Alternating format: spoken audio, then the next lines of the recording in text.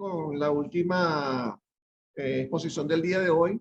Vamos a tener al licenciado Miller Meléndez Rodríguez. Él es bioanalista de la UCB, bioanalista de la unidad de inmunodiagnóstico del instituto, doctor Nicolás Bianco, de la sección de inmunodiagnóstico, y nos va a conversar de reacciones cruzadas de IgE específica para el diagnóstico de alergias. Con ustedes, entonces, el licenciado Miller Meléndez.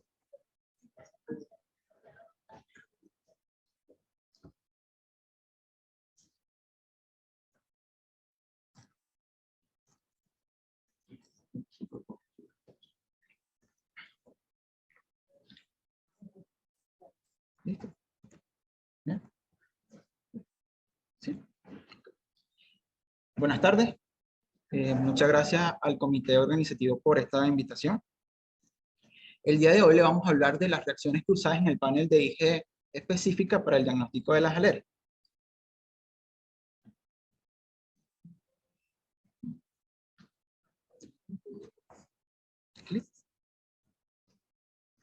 Okay. Primero vamos a comenzar definiendo rápido qué es una alergia. Y esto es una reacción de hipersensibilidad del sistema inmune frente a sustancias que son normalmente inocuas para la mayoría de las personas, pero que en una persona que tiene predisposición genética, estos son reconocidos como nocivos. Estas sustancias con capacidad de generar una respuesta de hipersensibilidad son conocidos como alergenos y se pueden encontrar en diferentes fuentes, como animales, pólenes, ácaros, mohos e insectos. Bien. El mecanismo inmunológico de la reacción alérgica ocurre en diferentes fases. En una primera fase de sensibilización, el antígeno es captado por las células presentadoras de antígeno. Estos procesan el antígeno y se lo presentan a los linfocitos T. Se transforman en H2 necesarios para la activación de los linfocitos B. Estos a su vez producen anticuerpos de tipo IgE específicos que se unen a la membrana de los mastocitos. En una segunda fase de reexposición, estos antígenos son captados por estos receptores, provocando la desgranulación de los mastocitos con liberación de los mediadores inflamatorios, ocasionando los diferentes efectos clínicos de la enfermedad alérgica. Bien, existen diferentes pruebas diagnósticas para las alergias. En este momento les voy a hablar sobre dos de las pruebas más utilizadas. Una de ellas es el PRIP test o la prueba de punción cutánea. Esto se basa en una determinación in vivo de la IgE ubicada en los receptores de los mastocitos, tras provocar una reacción antígeno-anticuerpo con la punción sobre la piel de unos extractos alergénicos. Esta es una prueba bastante simple y rápida que, debido a su especificidad y que permite estudiar varios extractos alergénicos al mismo tiempo, es una de las más utilizadas para demostrar el mecanismo mediado por IgE, responsable de los síntomas. Y otra prueba utilizada en el laboratorio o realizada por el laboratorio es la prueba de cuantificación de IgE específico. Esta es una detección de IgE in vitro circulante, específico para un antígeno, ¿sí? Estas pruebas son de elevada sensibilidad y especificidad y permite conocer el grado de sensibilización del paciente en función de la cantidad de anticuerpos obtenidos. Son resultados que están estandarizados y están sometidos a controles de calidad, y su interpretación siempre debe estar relacionado con la clínica del paciente. Bien, el objetivo de todas las pruebas de diagnóstico es saber y conocer el estado clínico del paciente. En el caso de la alergia, es identificar cuál es el alergeno verdadero y culpable de los síntomas, y no culpar alergenos que son inofensivos.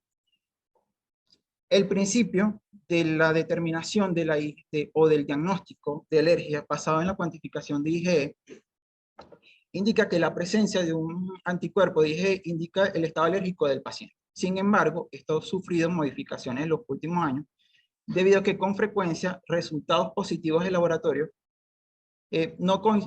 contradicen la historia clínica del paciente al tolerar un alérgeno en particular. Una de estas explicaciones es la presencia de antígenos clínicamente irrelevantes, conocidos o mal llamados imitadores de alergia. Un ejemplo de estos son los determinantes de carbohidratos de reacción cruzada, que como su nombre lo dice, son carbohidratos que están unidos a proteínas a través de enlaces glucosídicos, ¿sí? Por lo general, los anticuerpos que son mediadores de la reacción alérgica están dirigidos contra epitopes peptídicos. Pero la presencia de carbohidratos unidos a proteínas ha generado especial interés desde los años 80, cuando se descubrió por primera vez en sueros de pacientes alérgicos de un tipo de anticuerpo de tipo IgE dirigido contra carbohidratos. Bien, estos están ampliamente distribuidos en plantas y en invertebrados. Bien, las plantas contienen residuos de silosa y fucosa, y los invertebrados residuos de fucosa. Estos residuos son los que hacen el entrecruzamiento con los anticuerpos. Entre las características más importantes de los determinantes de carbohidratos, tenemos que estos son los determinantes ambientales más abundantes, y que el más del 20% de los pacientes alérgicos tienen anticuerpos de tipo IgE contra estos carbohidratos. Son conocidos como alérgenos clínicamente irrelevantes, ya que son esencialmente incapaces de generar síntomas clínicos. La exposición al polen y a la picadura de abeja inducen la producción de anticuerpos de tipo IgE contra carbohidratos. Y estos epítopes parecen ser los responsables de resultados falsos positivos en las pruebas basadas de cuantificación de IgE en ausencia de manifestaciones clínicas. Bien. En esta imagen observamos unos glicanos típicos de estructuras vegetales, como el caso de la peroxidasa de rábano picante y de la bromelina, un glicano rico en manosa presente en organismos eucariotas, y un glicano típico de humano que contiene ácido siálico.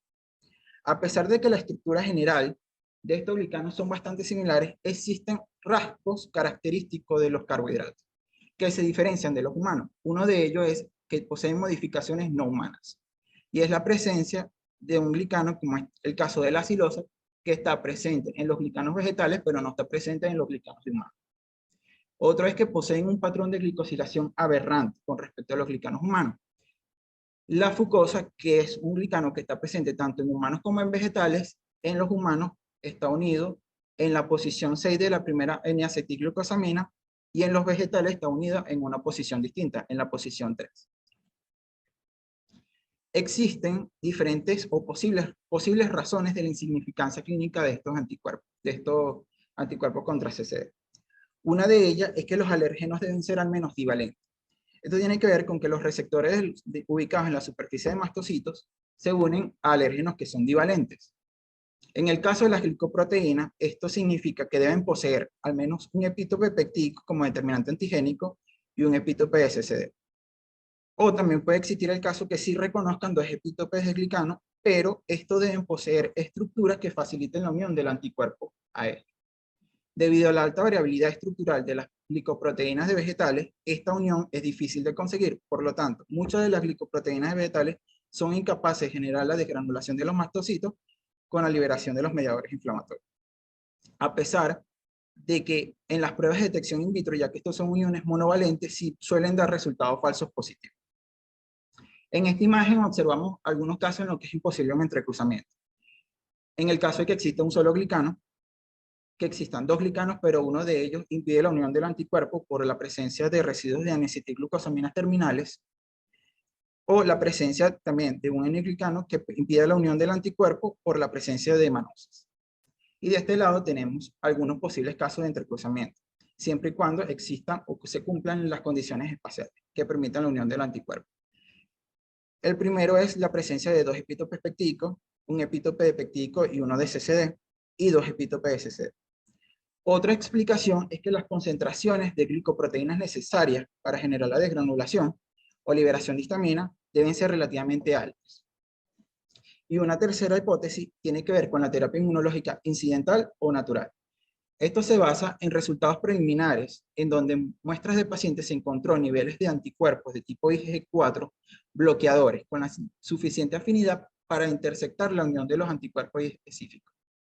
Incluso se han encontrado en pacientes que han recibido terapia inmunológica con poles de gramínea de anticuerpos de tipo IgG4 específico para los CCD, y en pacientes que no han recibido esta terapia. Y esto es debido a que seguramente a través de la vida de esa persona se ha expuesto a productos vegetales haciendo una terapia inmunológica incidental o natural. Bien. Debido a la alta resultados falsos positivos en las pruebas de laboratorio, se han creado bloqueadores de estos anticuerpos, ¿sí? Uno de ellos son unos generados por Proglican, que se basa en glucopéptidos que están sometidos a un sistema de purificación y están unidos a un polímero como la albúmina humana. Esta es una representación estructural molecular del bloqueante, en donde la albúmina humana es el polímero portador y la bromelina, representando el glicano, está unido a ella. Bien. Para explicar cómo funciona este bloqueador, tenemos la siguiente imagen. En el primer caso tenemos donde los alergenos son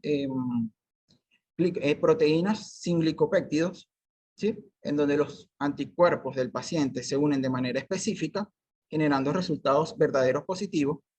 Casos en los que los alergenos tienen glicoproteínas, en donde los anticuerpos contra los carbohidratos se unen a ella, dando positividad y generando resultados falsos positivos. Y casos donde el bloqueante actúa inhibiendo de manera competitiva, ya que se unen los anticuerpos contra los determinantes de carbohidratos a impidiendo que se unan a la matriz, ¿sí? Impidiendo resultados falsos positivos. Este es un caso de una paciente que manifestaba rinitis alérgicas en el hogar y se estudió sobre esta paciente con una prueba de multialergénica. Esta prueba tenía la ventaja que tenía un control de CCD y se observó que era alérgica a muchos alergenos, incluidos pólenes, epitelios, entre otros. Debido a que la prueba tenía un control de CCD, se sospechó de una reacción cruzada por estos anticuerpos y se sometió y la prueba nuevamente con un bloqueante. ¿Sí? Vemos que desaparecen todas las bandas, incluso la banda de CCD, y permanecen las bandas específicas. Es decir, 1, eliminan las interacciones inespecíficas y 2, no afecta las uniones específicas. Esto luego fue confirmado con pruebas de punción cutánea y otros métodos diagnósticos. Este es un artículo de un estudio donde en una población que eran alérgicos al polen tenían anticuerpos contra maní, pero esto no tenían pruebas negativas de prick test al maní y no presentaban síntomas clínicos relacionados a la alergia al maní.